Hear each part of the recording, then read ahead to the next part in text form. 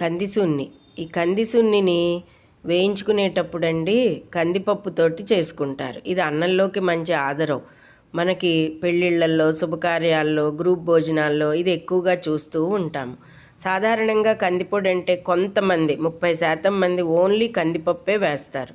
అలా కాకుండా ఒక్క స్పూనుడు శనగపప్పు, ఒక స్పూనుడు పెసరపప్పు కూడా వేసుకుంటే దీని రుచి ఇంకా అమోఘంగా ఉంటుంది. ఈ కందిపప్పుని బాగా రోస్ట్ చేసుకోవాలి, డ్రైగా వేయించాలి, ఆయిల్స్ అవి వేయకూడదు. ఇవి గ్లాసుడు కందిపప్పుకి 3 పుంజీల మిరపకాయలు పడతాయి. ఈ మిరపకాయలన్నీ కూడా వేయించుకోవాలి. కందిసున్ని రుచి అంతా కూడా కందిపప్పు, మిరపకాయలు, జీలకర్ర, ఉప్పు కలిపి వేయించినప్పుడే ఉంటుంది.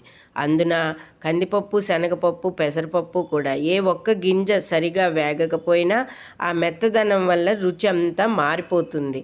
అందుచేత ఒకటే బ్రౌన్ కలర్లో సమానంగా రావాలి. అలాగే మిరపకాయలు కూడా రంగు మారి బాగా వేగాలి. ఇలా అంటే పెళపెళ విరిగిపోయేటట్టుగా వేగాలి. అందులోనే జీలకర్ర వేగాలి, అందులోనే ఉప్పు వేగించాలి, అందులోనే మనం ఇంగువ కూడా వేసి వేయించాలి. ఇవన్నీ వేగిన తర్వాత మొత్తం సున్ని అంతా కూడా సమానంగా ఉండేటట్టుగా గింజలు వేయించుకుంటేనే చాలా రుచిగా ఉంటుంది. ఇలా అన్నీ కలిపి వేయించుకున్న తర్వాత దీనిని మిక్సీ జార్లో వేసి మిక్సీ పట్టుకోవాలి. మిక్సీ పట్టినప్పుడు కూడా ఆ రుచి ఎలా ఉండాలంటే పూర్వం తిరగళ్ళల్లో వేసేవారు, సమానంగా తిరిగేది.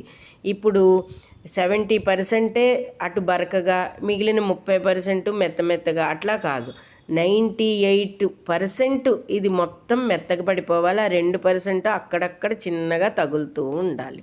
ఇదంతా అయిపోయిన తర్వాత అన్నంలోకి పప్పు నూనె కానీ, పల్లి నూనె కానీ, నెయ్యి కానీ వేసుకుని తింటే అద్భుతంగా ఉంటుంది. దీనికి సపోర్ట్గా మంచి తియ్య పులుసు కానీ, వంకాయ పచ్చి పులుసు కానీ వేసుకుంటే చాలా బాగుంటుంది.